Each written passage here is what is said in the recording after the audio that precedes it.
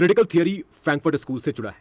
Frankfurt school के थियरिस्ट्स के द्वारा जिस अप्रोच को अपनाया जाता है, जिस तरह की थियरीज बिल्ड की जाती है, जिस तरह की social theory, political theory, cultural theory Frankfurt school के थियरिस्ट्स के द्वारा बिल्ड की जाती है, इन थियरीज को हम क्रिटिकल थियरी कहते हैं।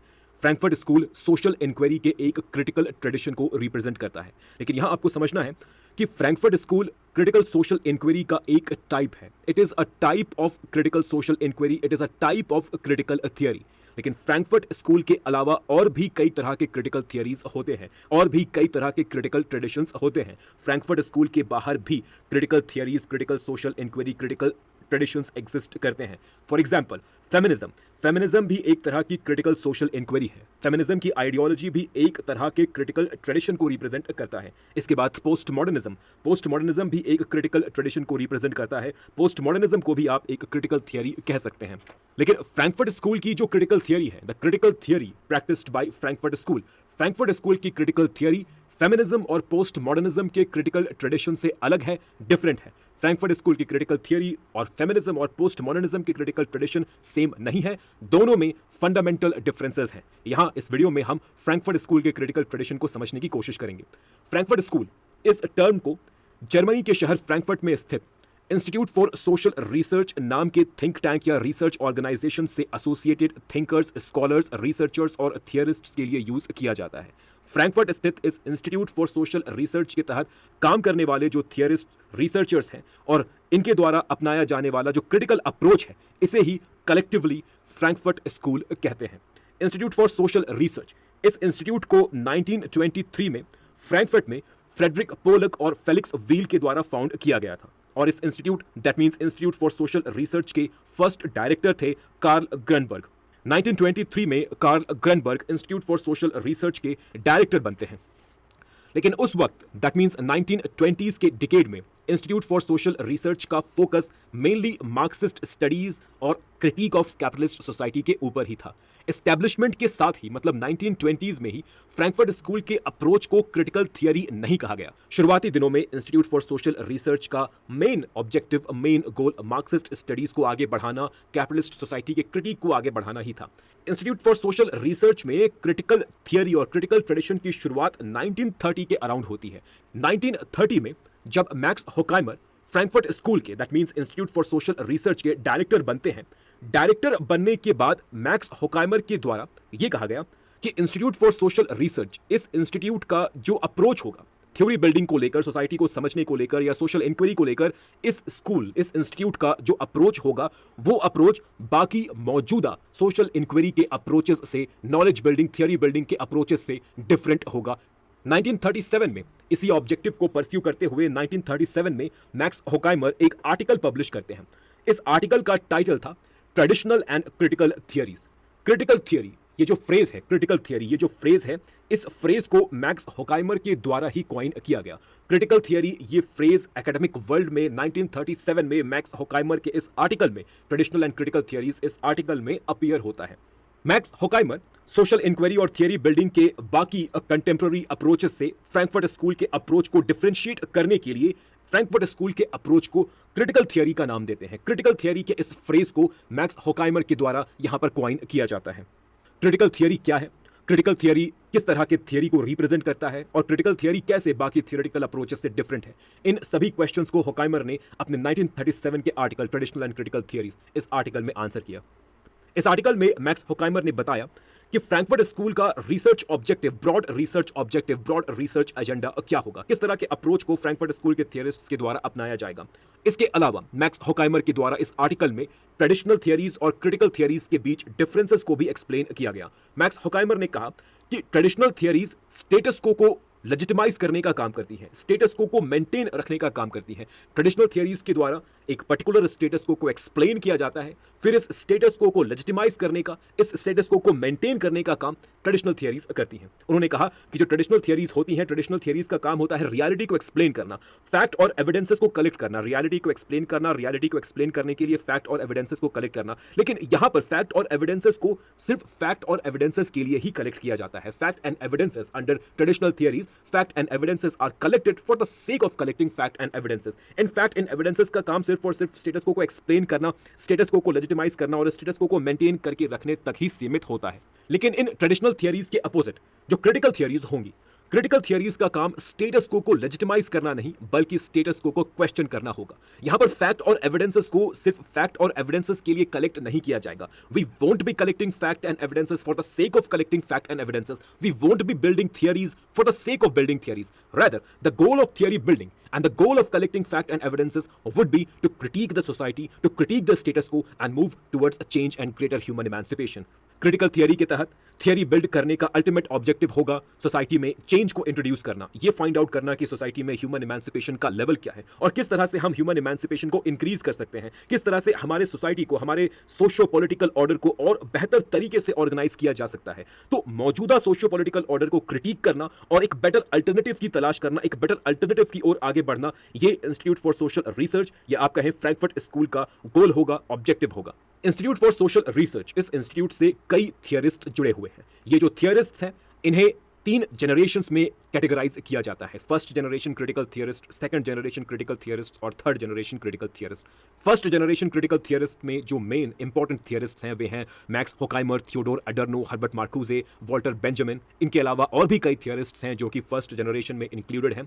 सेकंड जनरेशन क्रिटिकल थियरिस्ट में आएंगे यूरिगन हैबरमास, थर्ड जनरेशन में आएंगे एक्सेल होनेथ, साइला बिन हबीब और नैंसी फ्रेजर। इन सभी क्रिटिकल थियरिस्ट को, that means first generation critical theorist, second generation critical theorist, third generation critical theorist, इन सभी क्रिटिकल थियरिस्ट को फ्रैंकफर्ट में स्थित इंस्टीट्यूट फॉर सोशल रिसर्च से जुड़े इन सभी थियरिस्ट को और इनके क्रिटिकल थियरी के अप्रोच को कलेक्टिवली हम फ्रैंकफर्ट स्कूल कहते हैं। फ्रैंकफर्ट स्कूल एक इंटर डिसिप्लिनरी थिंक टैंक है, एक इंटर डिसिप्लिनरी रिसर्च ऑर्गेनाइजेशन है, जिस रिसर्च ऑर्गेनाइजेशन, जिस थिंक टैंक का अल्टीमेट ऑब्जेक्टिव है सोसाइटी को क्रिटिसाइज करना, स्टेटस को क्रिटिसाइज करना और ह्यूमन इमेंसिपेशन को अचीव करने के लिए, मतलब greater human freedom, greater human autonomy को अचीव करने के लिए सोसाइटी में मौजूद हिडन ऑपरेशंस और डोमिनेशंस को अनकवर करना।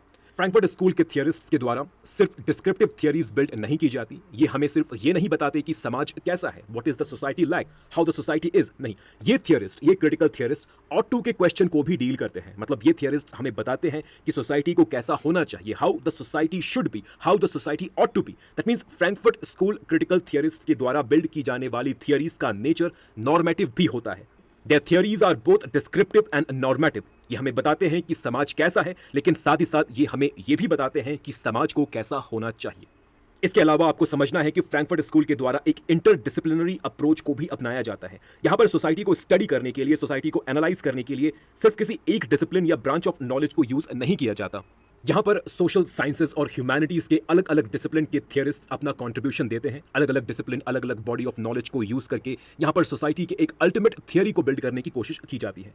तो फ्रैंकफर्ट स्कूल के तहत आप फिलॉसफी से जुड़े थियरिस्ट देखेंगे, यहाँ पर फिलॉसफी के एलिमेंट भी मौजूद होंगे, फिलॉसफी के थियरिस्ट, फिलॉसफी के स्कॉलर्स भी यहाँ होंगे, सोशियोलॉजी के स्कॉलर्स भी होंगे, पॉलिटिकल साइंस के स्कॉलर्स भी होंगे, पॉलिटिकल थियरी के स्कॉलर्स भी होंगे, psycho analysis, psychology, economics, history, language, literature, international relations, अलग अलग ब्रांचेस, अलग अलग नॉलेज के ब्रांचेस से जुड़े जो थियरिस्ट हैं, जो स्कॉलर्स हैं, वे सभी मिलकर फ्रैंकफर्ट स्कूल के कॉमन प्लेटफॉर्म के तहत सोसाइटी के एक अल्टीमेट थियरी को जनरेट करने की कोशिश करते हैं। एक ऐसी थियरी जो change, human emancipation, progress, human society के एडवांसमेंट की बात करता हो। तो ये ब्रॉड ऑब्जेक्टिव है फ्रैंकफर्ट स्कूल क्रिटिकल थियरी का, ये ब्रॉड ऑब्जेक्टिव है और इस ब्रॉड ऑब्जेक्टिव को फ्रैंकफर्ट स्कूल के सभी थियरिस्ट के द्वारा परस्यू किया जाता है। लेकिन यहां पर आपको यह भी समझना है कि जब फ्रैंकफर्ट स्कूल को एस्टैब्लिश किया गया, दैट मींस फ्रैंकफर्ट स्कूल के शुरुआती दिनों में, फ्रैंकफर्ट स्कूल क्रिटिकल थियरी के शुरुआती दिनों में फ्रैंकफर्ट स्कूल के स्कॉलर्स के द्वारा और भी कुछ इंपॉर्टेंट गोल्स को अचीव करने की कोशिश की जाती है। ये जो ब्रॉड गोल्स आपके सामने मैंने रखा, इस ब्रॉड गोल के तहत कुछ और भी सबऑर्डिनेट गोल्स को हम इंक्लूड कर सकते हैं। फ्रैंकफर्ट स्कूल 20th सेंचुरी के 1920s के डिकेड में एस्टैब्लिश किया गया। उस वक्त यूरोप की जो स्थिति थी वो काफी प्रॉब्लमेटिक थी और यूरोप के इस सिचुएशन को एक्सप्लेन करने का काम भी फ्रैंकफर्ट स्कूल के थियरिस्ट्स ने अपने हाथों में लिया।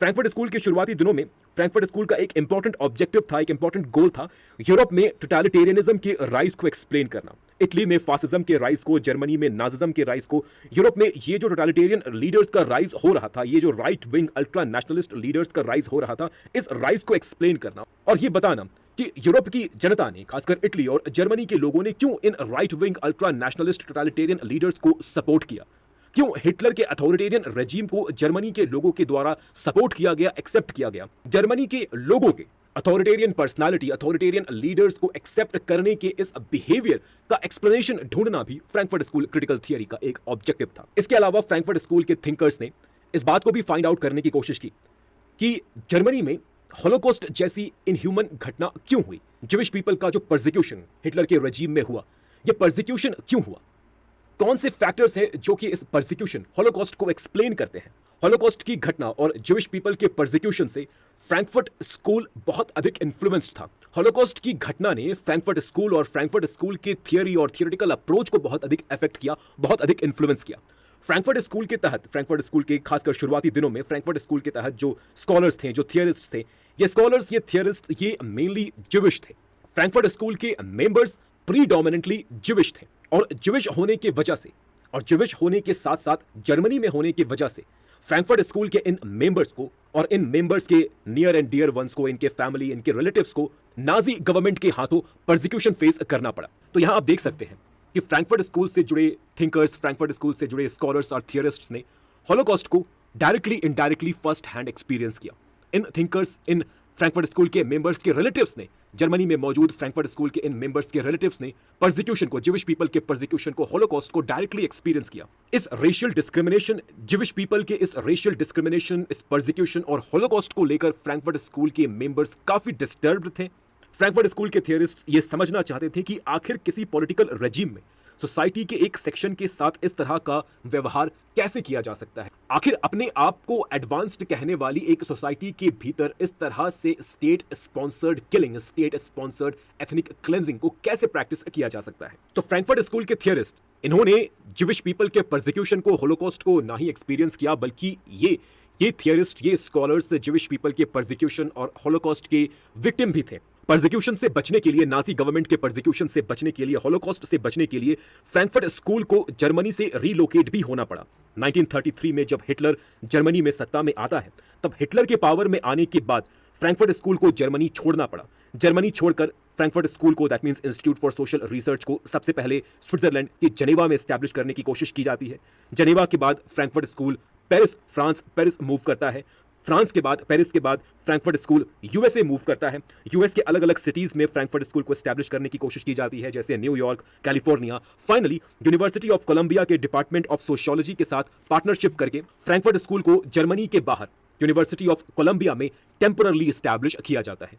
फिर वर्ल्ड वॉर II के खत्म होने के बाद 1953 में फ्रैंकफर्ट स्कूल यूएस से वापस जर्मनी मूव करता है। 1953 में जर्मनी के फ्रैंकफर्ट में फ्रैंकफर्ट स्कूल को, that means Institute for Social research को, दोबारा से रीस्टैब्लिश किया जाता है।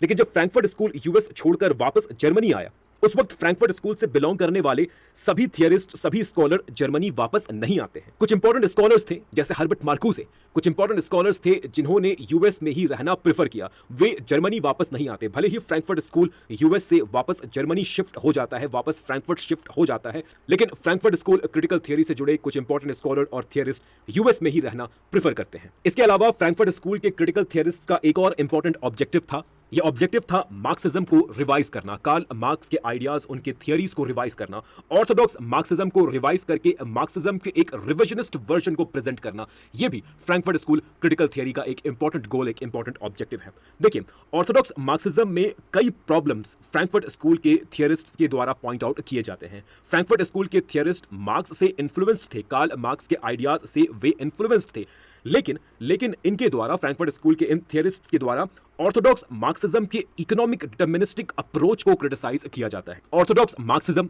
एक इकोनॉमिक डिटरमिनिस्टिक आइडियोलॉजी है, जहां पर यह कहा जाता है कि सोसाइटी का जो बेस है वो इकोनॉमिक नेचर का होता है, और सोसाइटी का ये इकोनॉमिक बेस सोसाइटी के सभी फंक्शंस को रेगुलेट करता है। सोसाइटी के सभी एस्पेक्ट्स, सभी फंक्शंस, फिर चाहे वो पॉलिटिकल हो, लीगल हो, कल्चरल हो, रिलीजियस हो, सोसाइटी के ये सभी एस्पेक्ट्स सोसाइटी के इकोनॉमिक बेस के ऊपर डिपेंडेंट होते हैं। अगर सोसाइटी में हमें कोई बदलाव लाना है, कोई चेंज लाना है, तो आप सोसाइटी के इकोनॉमिक बेस को बदलिए। अगर आप सोसाइटी के इकोनॉमिक बेस को बदलते हैं तो पूरी की पूरी सोसाइटी ऑटोमेटिकली बदल जाएगी, पूरी की पूरी सोसाइटी चेंज हो जाएगी, ट्रांसफॉर्म्ड हो जाएगी। कार्ल मार्क्स ने कहा था कि कैपिटलिज्म के अंतर्गत सोसाइटी का जो इकोनॉमिक बेस होता है वो प्रोलेटेरिएट और कैपिटलिस्ट से मिलकर बनता है। कैपिटलिस्ट वे लोग होते हैं, बुर्जुआ वे लोग होते हैं जो कि सोसाइटी के मींस ऑफ प्रोडक्शन को, फोर्सेस ऑफ प्रोडक्शन को ओन करते हैं, कंट्रोल करते हैं, और प्रोलेटेरिएट, वर्किंग क्लास वे लोग होते हैं जिनके पास प्राइवेट प्रॉपर्टी नहीं होता, जो सोसाइटी के मीन्स ऑफ प्रोडक्शन को ओन और कंट्रोल नहीं करते, जिनके पास इकोनॉमी में सेल करने के लिए सिर्फ उनका लेबर पावर होता है। तो सोसाइटी के दो सेक्शंस हैं, एक जो कि मीन्स ऑफ प्रोडक्शन को ओन करता है और दूसरा जो कि मीन्स ऑफ प्रोडक्शन को ओन नहीं करता। और इन दो सेक्शंस के बीच का जो रिलेशन है, ये रिलेशन एक्सप्लॉइटेटिव होता है। कैपिटलिस्ट के द्वारा वर्किंग क्लास को एक्सप्लॉइट किया जाता है, बुर्जुआ के द्वारा प्रोलेटेरिएट को एक्सप्लॉइट किया जाता है। और कैपिटलिस्ट क्लास के पास जो वेल्थ होता है, जो प्रॉफिट होता है, जो रिसोर्सेज होते हैं, वे सभी इस एक्सप्लॉइटेशन के वजह से कैपिटलिस्ट क्लास के द्वारा अर्न किए जाते हैं। इस एक्सप्लॉइटेशन के रिजल्ट के रूप में ही कैपिटलिस्ट क्लास अपने वेल्थ को बिल्ड कर पाता है, प्रॉफिट को जनरेट कर पाता है। लेकिन इस एक्सप्लॉइटेटिव इकोनॉमिक बेस को हाइड करने के लिए, इस बात को इंश्योर करने के लिए कि सोसाइटी का ये इकोनॉमिक बेस हमेशा हिडन रहे, कैपिटलिस्ट क्लास के द्वारा एक सुपर स्ट्रक्चर को भी बिल्ड किया जाता है, एक सुपर स्ट्रक्चर को भी इरेक्ट किया जाता है। और ये जो सुपर स्ट्रक्चर है, बेस के ऊपर ये जो सुपर स्ट्रक्चर है, ये सुपर स्ट्रक्चर सोसाइटी के लॉज, सोसाइटी के religion, culture, tradition, ideology, custom से मिलकर बनता है। ऑर्थोडॉक्स मार्क्सिज्म के तहत कार्ल मार्क्स ने कहा था कि जैसे जैसे एक कैपिटलिस्ट सोसाइटी एडवांस करेगी, एक कैपिटलिस्ट सोसाइटी एडवांस्ड कैपिटलिज्म की ओर आगे बढ़ेगी, मैच्योर होती जाएगी, वैसे वैसे कैपिटलिस्ट सोसाइटी में कॉन्ट्रडिक्शंस इमर्ज करने लगेंगे। और ये जो एक्सप्लॉइटेटिव रिलेशन है वर्किंग क्लास और कैपिटलिस्ट क्लास के बीच, ये जो एक्सप्लॉइटेटिव इकोनॉमिक रिलेशंस हैं, ये इकोनॉमिक रिलेशंस विजिबल होने लगेगा। इन इकोनॉमिक रिलेशंस के विजिबल होने के बाद सोसाइटी में क्लास डिवीजन काफी प्रोनाउंस्ड हो जाएगा। कैपिटलिस्ट क्लास और वर्किंग क्लास के बीच क्लास डिवीजन काफी प्रोनाउंस्ड हो जाएगा, काफी विजिबल हो जाएगा। क्लास डिवीजन के विजिबल होने के बाद, प्रोनाउंस्ड होने के बाद, सोसाइटी के भीतर, कैपिटलिस्ट सोसाइटी के भीतर क्लास कॉन्फ्लिक्ट की शुरुआत होगी। ये क्लास कॉन्फ्लिक्ट धीरे धीरे बढ़ता जाएगा और अल्टीमेटली हम एक रेवोल्यूशन को एक्सपीरियंस करेंगे। वर्किंग क्लास के द्वारा एक रेवोल्यूशन को कैरी आउट किया जाएगा, जिस रेवोल्यूशन के through working class capitalist order को डिमोलिश करेगा, कैपिटलिस्ट ऑर्डर को खत्म करेगा और कैपिटलिस्ट ऑर्डर की जगह एक सोशलिस्ट ऑर्डर को वर्किंग क्लास के द्वारा एस्टैब्लिश किया जाएगा। और ये जो सोशलिस्ट ऑर्डर होगा, ये जो सोशलिस्ट सोसाइटी होगी, ये सोशलिस्ट सोसाइटी क्लासलेस होगी। यहां पर कोई क्लास डिवीजन, कोई क्लास डिस्टिंक्शन नहीं होगा और ये सोसाइटी, ये सोशलिस्ट सोसाइटी हर तरह के एक्सप्लॉइटेशन से भी फ्री होगी।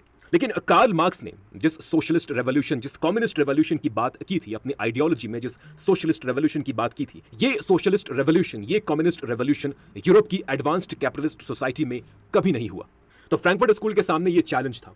फ्रैंकफर्ट स्कूल को अब ये भी एक्सप्लेन करना था कि ऑर्थोडॉक्स मार्क्सिज्म में गलती कहां पर हो गई, कार्ल मार्क्स के द्वारा गलती कहां पर हो गई, सोसाइटी को समझने में, इंटरप्रेट करने में कार्ल मार्क्स ने कहां गलती कर दी। क्योंकि कार्ल मार्क्स के प्रेडिक्शंस रॉन्ग प्रूव हो चुके थे, कार्ल मार्क्स के प्रेडिक्शन मटेरियलाइज नहीं हो रहे थे। यूरोप में कैपिटलिज्म दिन ब दिन और अधिक एडवांस्ड होता जा रहा था और अधिक पावरफुल होता जा रहा था। लेकिन मार्क्स के प्रेडिक्शन के अकॉर्डिंग यूरोप की सोसाइटी में कोई कॉन्ट्रडिक्शन इमर्ज नहीं कर रहा था, कोई क्लास डिस्टिंक्शन, कोई क्लास रिवोल्ट, कोई क्लास कॉन्फ्लिक्ट इमर्ज नहीं कर रहा था।